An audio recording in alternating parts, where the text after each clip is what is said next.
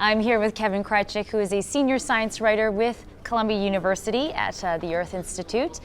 You are doing a talk tomorrow about diamond hunters. Tell us a bit about the history of diamond exploration in North America. How did it all start? Well, it goes back to the earliest settlers, actually, the earliest explorers in the 1500s. These guys always had their eye out for silver or gold or precious stones or whatever they could get their hands on.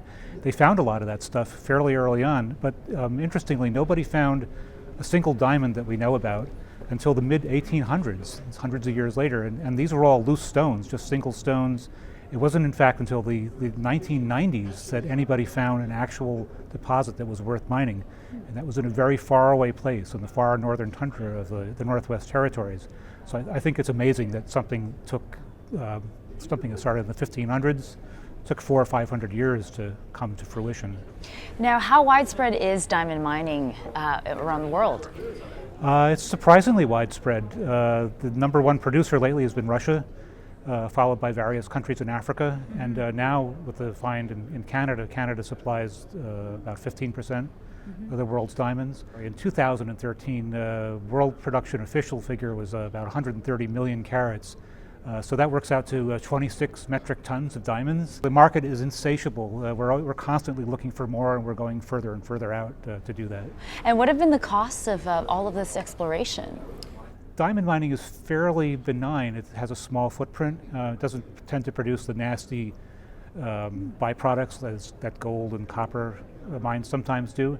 But that said, the mines that we found now in the far north, these are off beyond the tree line in the tundra. Yeah. It's a very delicate environment. People have never really disturbed this environment in modern times. So I think we have to be really concerned about what it's going to do to one of the last real frontiers. There's not that much wilderness left on the planet.